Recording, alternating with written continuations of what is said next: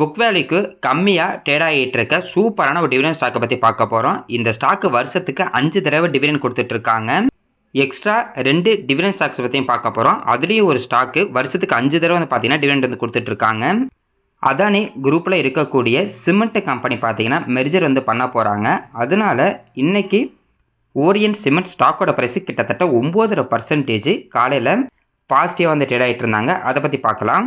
கோஃபோர்ஸ் company fund ரைசிங்கை பற்றி December 26 discuss பண்ண போகிறாங்க. அதனால இன்னைக்கு அந்த ஸ்டாக்கோட ப்ரைஸ் கிட்டத்தட்ட 4.5% டவுனாக வந்து ட்ரேட் ஆகிட்டு இருக்கு. அதை பற்றியும் பார்ப்போம்.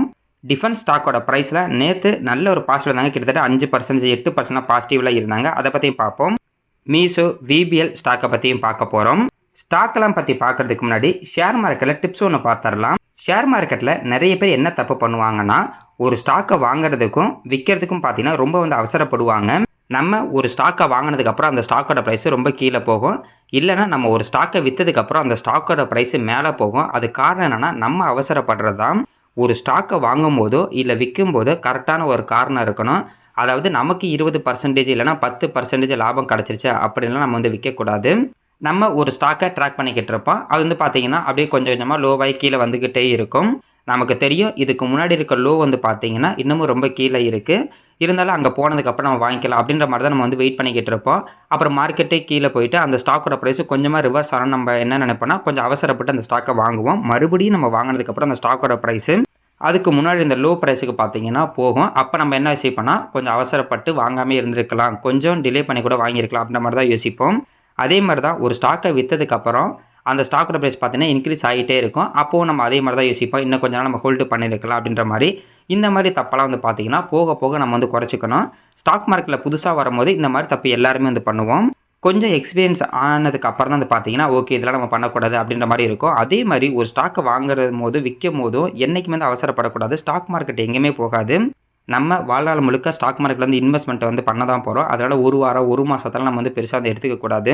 கொஞ்சம் பொறுமையாக இருந்து நல்ல ப்ரைஸில் வாங்கினோம்னாவே நமக்கான லாபம் அப்படிங்கிறது கொஞ்சம் அதிகமாக வந்து கிடைக்கும். அதே மாதிரி ஸ்டாக் மார்க்கெட்டில் நம்ம அதிகமாக வந்து எதிர்பார்க்கக்கூடாது. எக்ஸாம்பிளுக்கு நான் இந்த மாதம் வந்து இன்வெஸ்ட்மெண்ட் பண்ணுறேன், ஒரே மாதத்தில் எனக்கு வந்து 10% வேணும், 15% வேணும், அப்போல்லாம் வந்து எதிர்பார்க்கக்கூடாது. அதே மாதிரி நம்ம வாங்கின உடனேயே அந்த ஸ்டாக்கோட ப்ரைஸ் இன்க்ரீஸ் ஆகணும் அப்படின்னு நம்ம வந்து எதிர்பார்க்கக்கூடாது. நம்மளோட ஒரே வேலை என்னென்னா நல்ல கம்பெனியை நல்ல ரேட்டில் நம்ம வாங்கிட்டா போதும். அந்த ஸ்டாக்கோட ப்ரைஸ் இன்க்ரீஸ் பண்ணுறதை மார்க்கெட் வந்து பார்த்துக்கும். அதுக்கு 1 மாதம் ஆகலாம், 1 வருஷம் ஆகலாம், 5 வருஷம் கூட வந்து ஆகலாம். அதுக்கேற்ற மாதிரி நம்ம பொறுமையாக இருந்தோம்னா போதும். நம்ம எப்போ பயப்படுவோம்னா நம்ம வந்து என்ன யோசிப்போம், நம்ம வாங்கினதுக்கப்புறம் 5 மாதம் கழிச்சு லாபம் வந்தால் போதும், இல்லை 1 வருஷத்துக்குள்ளே லாபம் வந்தால் போதும் அப்படி நம்ம நினச்சிட்டு இருப்போம். ஆனால் அந்த 1 வருஷத்துக்குள்ளே வரல அப்படின்னா தான் நமக்கு வந்து பார்த்தீங்கன்னா கொஞ்சம் பயம் வரும். ஏன்னா நம்மளை சுற்றி பார்க்குறவங்க என்ன சொல்லுவாங்கன்னா லாஸ்ட் 1 வருஷத்தில் இந்த ஸ்டாக் ப்ரைஸ் இவ்வளோ இன்க்ரீஸ் ஆயிருக்கு, நான் இவ்வளோ லாபம் எடுத்திருக்கேன், அவ்வளோ லாபம் எடுத்திருக்கேன்னு சொல்லும் போது தான் நமக்கு ஒரு மாதிரி இருக்கும். அதெல்லாம் நம்ம வந்து பார்த்தீங்கன்னா பெருசாக வந்து எடுத்துக்க வேண்டாம். இன்றைக்கி நிஃப்டி 50 வந்து பார்த்தீங்கன்னா காலைல ஓப்பன் ஆகும்போது பாசிட்டிவ் ஓப்பன் ஆகிட்டு அதுக்கப்புறம் நெகட்டிவ் போனாங்க. அதுக்கப்புறம் ஃப்ளாட்டாக தான் ட்ரேட் ஆகிட்டு இருந்தாங்க.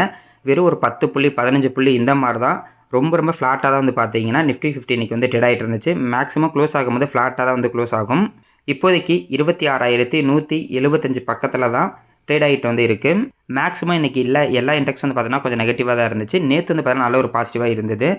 எம்ஓ டிஃபென்ஸை பொறுத்த வரைக்கும் இன்றைக்கி 0.26% பாசிட்டிவ் இருந்தாங்க. சில்வர் பீஸ் வந்து பார்த்தீங்கன்னா 0.93% பாசிட்டிவ். சில்வரோட ப்ரைஸ் இப்போ தொடர்ந்து இன்க்ரீஸ் ஆகிட்டே தான் இருக்குது. கோல்டு பீஸ் வந்து பார்த்தீங்கன்னா 1.5% வந்து பாசிட்டிவ் இருந்தாங்க. ஆட்டோ பீஸ் 0.16% பாசிட்டிவ். பார்மா பீஸ் வந்து பார்த்தீங்கன்னா 0.04% நெகட்டிவ். அதை கொஞ்சமாக அடி ஃப்ளாட்டில் தான் இருக்காங்க. ஐடி பீஸ் 0.5% நெகட்டிவ்.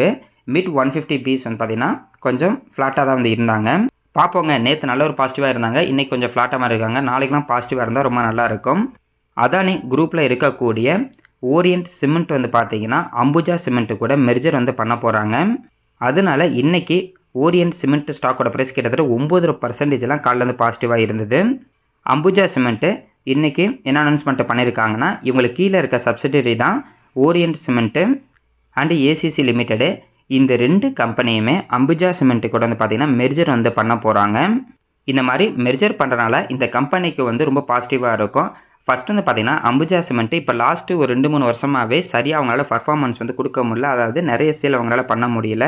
இந்த 2 கம்பெனியும் இந்த அம்புஜா சிமெண்ட்டு கூட இணைக்கிறனால அம்புஜா சிமெண்ட்டுக்கு பாசிட்டிவாக இருக்குன்னு நிறைய அனலிஸ்ட் வந்து சொல்லிட்டு இருக்காங்க. அவங்களுக்கு வந்து பார்த்திங்கன்னா நிறைய ஒரு பாசிட்டிவாக இருக்குது. நிறைய காஸ்டிங் கட் இதில் வந்து நடக்கும். இந்த மாதிரி மெர்ஜர் ஆகிறனால அம்புஜா சிமெண்ட் வந்து பார்த்தீங்கன்னா நியூ ஈக்விட்டி ஷேர் தான் வந்து கொடுக்க போகிறாங்க. ஏசிசி அண்ட் ஓரியண்டல் சிமெண்ட்டில் யார்ட்டெல்லாம் இருக்கோ அவங்களுக்கெல்லாம் அம்புஜா சிமெண்ட்டோட நியூ ஷேர் தான் வரப்போகுது. என்ன ரேஷியோனா ஏசிசி லிமிடெட் ஸ்டாக் வந்து 100 குவான்டிட்டி யார்கிட்டலாம் இருக்கோ அவங்களுக்கு வந்து பார்த்தீங்கன்னா 328 அம்புஜா ஷேர் வரும். 100 இருந்தால் தான் 328 வருமா அப்படின்னு யோசிக்காதீங்க.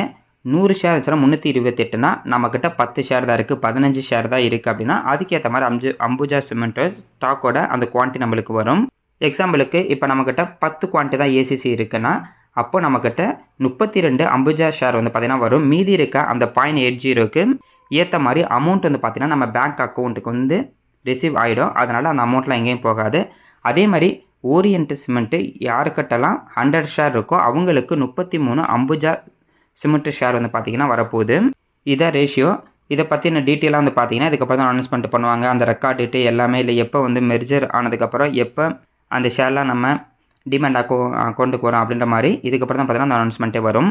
இந்த ஒரு நியூஸ்னால இன்றைக்கி ஓரியன்ட் சிமெண்ட் வந்து பார்த்தீங்கன்னா கிட்டத்தட்ட காலையில் ஒரு 9% பாசிட்டிவாக இருந்தாங்க. அதுக்கப்புறம் 5% பாசிட்டிவ் வந்து ட்ரேட் ஆகிட்டு இருக்காங்க. அம்புஜா சிமெண்ட்டை பொறுத்த வரைக்கும் ஒரு 1.5% வந்து பாசிட்டிவ் வந்து ட்ரேட் ஆகிட்டு இருக்கு. ஆனால் ஓப்பன் ஆகும்போது நல்ல ஒரு பாசிட்டிவ் ஓப்பன் ஆனாங்க. ஏசிசி லிமிடெட் வந்து பார்த்தீங்கன்னா கிட்டத்தட்ட ஒரு 1.5% நெகட்டிவாக தான் வந்து ட்ரேட் ஆகிட்டு இருக்காங்க. அடுத்தது கோஃபோர்ஜ் லிமிடெடு இன்றைக்கி இந்த ஸ்டாக்கோட ப்ரைஸ் கிட்டத்தட்ட 4.5% நெகட்டிவ் வந்து ட்ரேட் ஆகிட்டு இருக்கு. இது காரணம் என்னன்னா இவங்க டிசம்பர் 26 ஃபண்ட் ரைசிங்கை பற்றி பேச போகிறாங்க. இந்த ஒரு நியூஸ்னால தான் இன்றைக்கி இந்த ஸ்டாக்கோட ப்ரைஸு ஒரு 4.5% நெகட்டிவ் வந்து ட்ரேட் ஆகிட்டு இருக்கு. கரண்ட் ப்ரைஸ் 1786 வந்து ட்ரேட் ஆகிட்டு இருக்கு. ஒரு சில கம்பெனிலாம் வந்து பார்த்தீங்கன்னா ஃபண்ட் ரைஸ் பண்ண போகிறோம் அப்படின்னு ஒரு நியூஸ் வந்துச்சுன்னா சடனாக ஒரு 5 to 10% பாசிட்டிவ் வந்து ட்ரேட் ஆவாங்க. ஒரு சில கம்பெனிலாம் இந்த மாதிரி தான் நெகட்டிவ் வந்து ட்ரேட் ஆவாங்க. இந்த ஸ்டாக்கோட ப்ரைஸ் வந்து பாருங்கள், இப்போ லாஸ்ட் 5 வருஷத்தில் இதுக்கு முன்னாடி இருந்த ஹை அப்படிங்கிறது கரெக்டாக அந்த 1900 பக்கத்தில் தான் இருக்குது. கரெக்டாக இந்த தடவையும் இந்த ஸ்டாக்கு கரெக்டாக அந்த 1900 போய் டச் பண்ணிட்டு தான் இப்போ கொஞ்சமாக கீழே இறங்கிட்டு இருக்கு. அதாவது இதுக்கு முன்னாடி இருந்த ஹையை போய் டச் பண்ணிட்டு தான் கீழே வராங்க. ஜென்ரலாகவே ஒரு ஸ்டாக்கோட ப்ரைஸ் வந்து பார்த்தீங்கன்னா ஒன்று இப்போ இருக்க கரண்ட் ப்ரைஸில் இருக்க ஸ்டாக்கு ப்ரைஸை விட கீழே போய்கிட்டு இருக்கும்போது என்ன ஆகும்னா அதுக்கு முன்னாடி இருந்த லோவை போய் டச் பண்ணிட்டு மேலே இன்க்ரீஸ் ஆகிறதுக்கு ஒரு வாய்ப்பு இருக்கும். இல்லை மேலே இருக்குது அப்படின்னா அதுக்கு முன்னாடி இருந்த ஹையை போய் டச் பண்ணிட்டு கீழே வரதுக்கு ஒரு வாய்ப்பு இருக்கும். அப்படி பார்க்கும்போது கரெக்டாக இந்த ஸ்டாக் வந்து பாருங்கள் இதுக்கு முன்னாடி இருந்த ஹையை போய் டச் பண்ணிட்டு கீழே வந்துக்கிட்டு இருக்கு. பார்க்கலாம் இப்போ டிசம்பர் 26 அந்த மீட்டிங்லாம் முடிஞ்சதுக்கு அப்புறம் தான் இது இன்க்ரீஸ் ஆகுதா டிக்ரீஸ் ஆகுதா அப்படின்னு நம்மளுக்கு வந்து தெரியும். நேற்று டிஃபென்ஸ் செக்டார் இருக்கக்கூடிய ஸ்டாக்கோட ப்ரைஸ்லாம் நல்ல ஒரு பாஸ்ட்டில் வந்து ட்ரேட் ஆனாங்க. அதே மாதிரி நேற்று வந்து பார்த்தீங்கன்னா எம்ஓ டிஃபென்ஸ் ETF கூட கிட்டத்தட்ட 4% வந்து பாசிட்டிவாக தான் நேற்று வந்து பார்த்தீங்கன்னா க்ளோஸில் ஆனது. அதுக்கு ஒரு காரணமும் இருக்குது. ICICI டைரக்ட் வந்து பார்த்தீங்கன்னா பாசிட்டிவ் நோட் வந்து கொடுத்துருக்காங்க. நம்ம டிஃபென்ஸ் செக்டாரில் இருக்கக்கூடிய கம்பெனி எல்லாத்துக்கும் க்ரோ ஆகிறதுக்கு வாய்ப்பு இருக்குது. அதே மாதிரி அவங்களோட CAGR கூட கிட்டத்தட்ட 18%க்கு மேலே இருக்கிறதுக்கு வாய்ப்பு இருக்குன்னு அவங்க வந்து சொல்லியிருக்காங்க. அதனால தான் இன்றைக்கி இந்த ஸ்டாக்கோட ப்ரைஸ் எல்லாமே வந்து பார்த்தீங்கன்னா இன்க்ரீஸ் ஆனிச்சு. இன்றைக்கி ஒரு சில ஸ்டாக்கோட ப்ரைஸ் மட்டும் கொஞ்சம் பாசிட்டிவ் இருந்தாங்க. ஆனால் நேற்று நல்ல ஒரு பாசிட்டிவ் இருந்தாங்க. நம்ம நாட்டோட டிஃபென்ஸ் பட்ஜெட்டை பொறுத்த வரைக்கும் ஓவரால் GDPயிலேருந்து 2.5% நம்ம டிஃபென்ஸுக்கு மட்டும்தான் செலவு பண்ணுறோம். எந்த அளவுக்கு நம்ம நாட்டோட GDP அதிகமாகுதோ அந்த அளவுக்கு டிஃபென்ஸுக்கு வந்து பார்த்தீங்கன்னா ஒரு பட்ஜெட் போகும். அதனால டிஃபென்ஸ் செக்டார் இருக்கக்கூடிய கம்பெனிக்கெலாம் நிறைய ஆர்டர் கிடைக்கும். அவங்களுக்கான ப்ராஃபிட் வந்து பார்த்தீங்கன்னா ரொம்ப அதிகமாக இருக்கும். ஃபினான்சியல் 2025 இருந்து 30 வரைக்கும் வந்து பார்த்தீங்கன்னா CAGR கிட்டத்தட்ட 19%க்கு மேலே இருக்கிறது வாய்ப்பு இருக்குன்னு சொல்லியிருக்காங்க. அப்படி அந்த செக்டாரோட CAGR 19%க்கு மேலே இருந்துச்சுன்னா ஒவ்வொரு இண்டிவிஜுவல் கம்பெனியோட க்ரோத் வந்து பார்த்தீங்கன்னா ரொம்ப அதிகமாகவே வந்து இருக்கும். இப்போதைக்கு எம்ஓ டிஃபென்ஸ் வந்து பார்த்தீங்கன்னா 85 ரூபாய்க்கு வந்து ட்ரேட் ஆகிட்டு இருக்கு. கிட்டத்தட்ட 100 ரூபாய்க்கு மேலே போனாங்க. அதுக்கப்புறம் கீழே வந்து பார்த்தீங்கன்னா 75 ரூபாய் என்னமோ போனாங்க. மறுபடியும் இப்போ 85 ரூபா வந்திருக்காங்க. அப்படியே இன்க்ரீஸ் ஆனால் ரொம்ப நல்லா இருக்கும். அடுத்தது நம்ம ட்ராக் பண்ணிட்டு இருக்கக்கூடிய மசகான் டெக் ஷிப் பில்டர்ஸ் இன்றைக்கி கொஞ்சம் நெகட்டிவாக இருக்காங்க. நேற்று வந்து பார்த்தீங்கன்னா 5% என்னமோ பாசிட்டிவாக இருந்தாங்க. இந்த ஸ்டாக்கோட ப்ரைஸ் கிட்டத்தட்ட 3700 ரூபாய்க்கு மேலே போயிட்டு இப்போதைக்கு 2500 ரூபா பக்கத்தில் வந்து ட்ரேட் ஆகிட்டு இருக்கு. 2400 வரைக்கும் கீழே போணுச்சு. அதுக்கப்புறம் நேற்று பார்த்தீங்கன்னா இன்க்ரீஸ் வந்து ஆயிருக்காங்க. பார்க்கலாங்க. இந்த ஸ்டாக்கு மட்டும் கிடையாது, டிஃபென்ஸ் செக்டார் இருக்கக்கூடிய நிறைய ஸ்டாக்கோட ப்ரைஸ் ஒரு ஹையினால லோ ப்ரைஸில் தான் இப்போ வந்து ட்ரேட் ஆகிட்டு இருக்கு. பார்ப்போம் இதுக்கப்புறம் அப்படி ரிவர்ஸ் ஆகி இன்க்ரீஸ் ஆனால் ரொம்ப நல்லாயிருக்கும். அடுத்தது சோலார் இண்டஸ்ட்ரீஸ். இந்த ஸ்டாக்கோட ப்ரைஸ் வந்து பார்த்தீங்கன்னா நேற்று கிட்டத்தட்ட 5% பாசிட்டிவாக இருந்தாங்க. இந்த ஸ்டாக்குமே வந்து பார்த்தீங்கன்னா கிட்டத்தட்ட 17,800 ரூபாய்க்கு மேலே போயிட்டு இப்போதைக்கு 12,550 ரூபாய்க்கு தான் வந்து ட்ரேட் ஆகிட்டு இருக்கு. இந்த கம்பெனி வந்து பார்த்தீங்கன்னா ஒரு ப்ரைவேட் கம்பெனி தான், நல்ல ஒரு க்ரோத்தில் இருக்கக்கூடிய ஒரு கம்பெனி. இப்போதைக்கு இந்த ஸ்டாக்கோட ப்ரைஸும் அதில் ஹையில் நல்ல லோ ப்ரைஸில் வந்து இருக்குது. நிறைய பேர் இந்த ஸ்டாக்கை பற்றியும் கேட்டிருந்தாங்க. இப்போ நம்மளாம் ஹையில் வாங்கிட்டோம்னா நம்மக்கிட்ட அமௌண்ட் இருந்துச்சுன்னா கரெக்டாக இந்த மாதிரி லோ ப்ரைஸ் வரும்போது அப்பப்போ கொஞ்சம் அக்கமுலேட் பண்ணி வச்சுக்கிட்டோம்னா எப்போ மார்க்கெட் ரிவர்ஸ் ஆகி மேலே போகுதோ அப்போ நம்மளுக்கான லாபம் அப்படிங்கிறது நம்மளுக்கு வந்து கிடைக்கும். அடுத்தது Cholamandalam investment and finance company limited, அதாவது சோழமண்டலம் ஃபைனான்ஸ் தான். இந்த கம்பெனி பற்றி நம்ம எல்லாத்துக்கும் தெரியும். நம்ம ஊர்லேருந்து பார்த்தீங்கன்னா சோழமண்டலம் ஃபைனான்ஸ் அப்படின்ற ஒரு ஃபைனான்ஸ் இருக்கும். அது வந்து பார்த்தீங்கன்னா இந்த கம்பெனி தான். கரண்ட் பிரைஸ் ரூ. 1678 வந்து ட்ரேட் ஆகிட்டு இருக்கு. ஃபைனான்ஸ் செக்டார்லேயே சூப்பரான ஒரு growthல இருக்கக்கூடிய ஒரு கம்பெனி இந்த கம்பெனி. லாஸ்ட் 5 வருஷத்துல இந்த ஸ்டாக்கோட பிரைஸ் 345% வந்து அதிகமாயிருக்கு. ஃபைனான்ஸ் செக்டரை பொறுத்த வரைக்கும் கடைசி வரைக்கும் இருந்துகிட்டு தான் இருக்கும். கடைசி வரைக்கும் நம்ம வந்து பார்த்தீங்கன்னா கடன் வாங்கிட்டு தான் இருக்க போகிறோம்.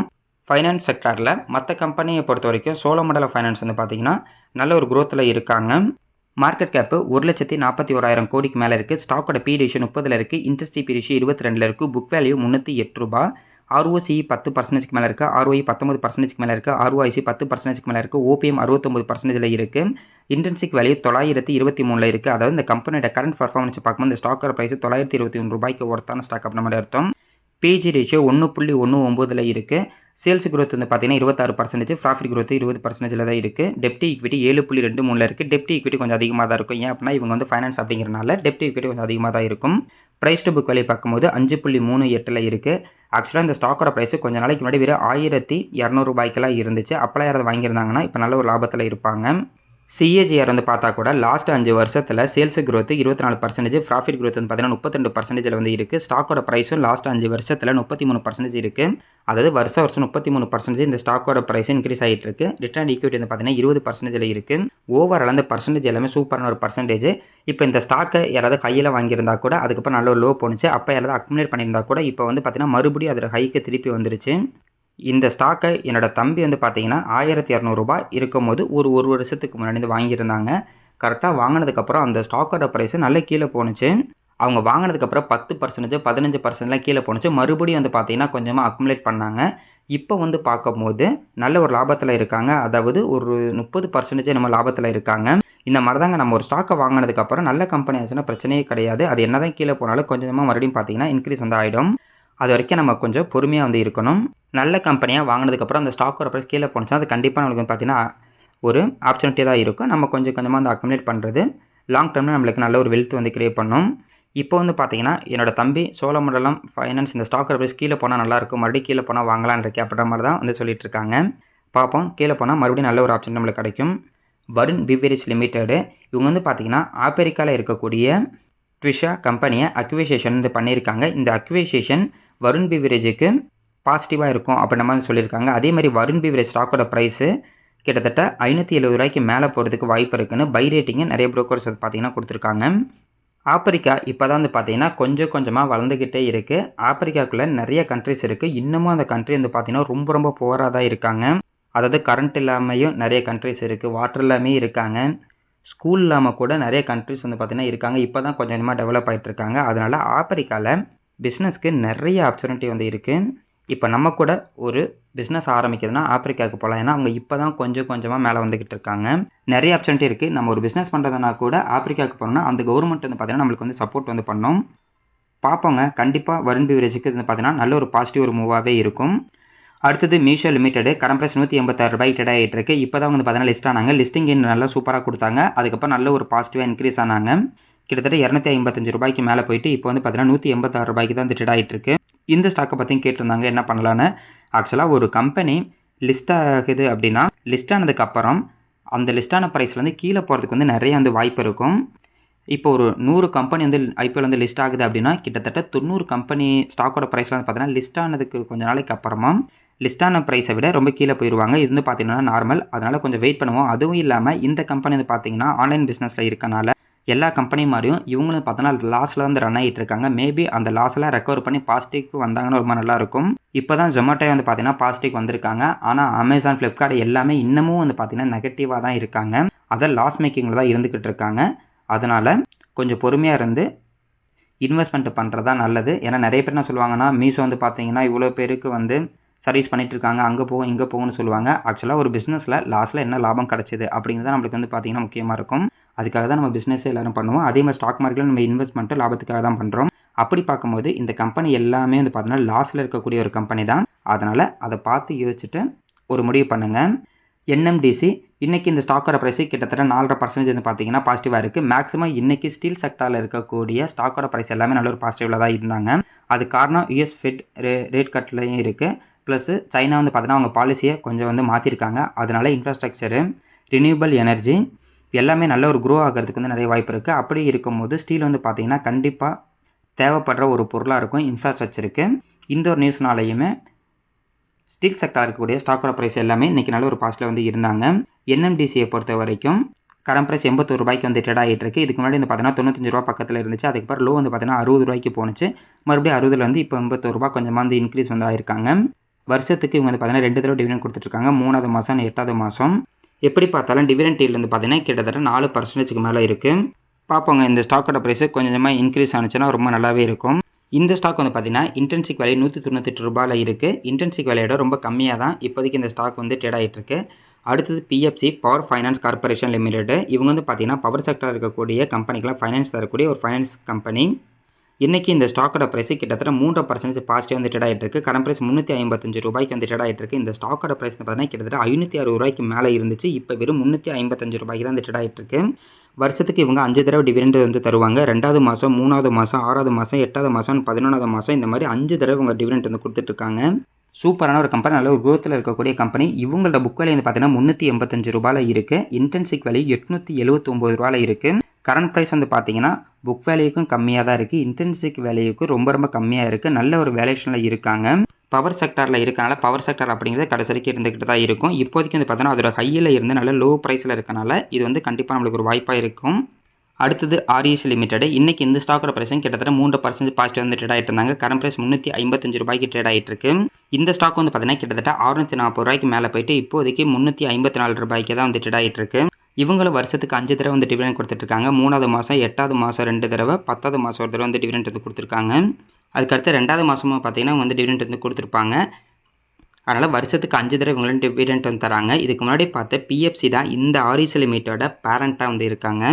PFC அண்ட் REC லிமிடெட் இது ரெண்டுமே பார்த்தீங்கன்னா சேம் செக்டரில் தான் இருக்காங்க. 2 பேருமே வந்து பார்த்தீங்கன்னா ஒரே கம்பெனி அப்படிங்கிறனால நம்ம ஏதாவது ஒரு கம்பெனியை நம்ம வந்து சூஸ் பண்ணால் கூட ஓகே தான். அதாவது ஒன்று REC லிமிடெட் இல்லைனா PFC ரெண்டில் ஏதோ ஒன்று நம்ம சூஸ் பண்ணால் கூட ஒரே செக்டரில் இருக்க கம்பெனியில் நம்ம இன்வெஸ்ட்மெண்ட் பண்ணாதான் தான் அர்த்தம். ஸோ நீங்கள் வந்து பார்த்தீங்கன்னா உங்களுக்கு எந்த கம்பெனி ஓகேவோ அதை கூட நீங்கள் வந்து கன்சிடர் வந்து பண்ணலாம். இன்றைக்கி மார்க்கெட் வந்து பார்த்தீங்கன்னா ஓரளவுக்கு பாசிட்டிவாக தான் இருந்தது. நாளைக்கும் பாசிட்டிவாக இருந்துச்சுன்னா ரொம்ப நல்லாவே வந்து இருக்கும்.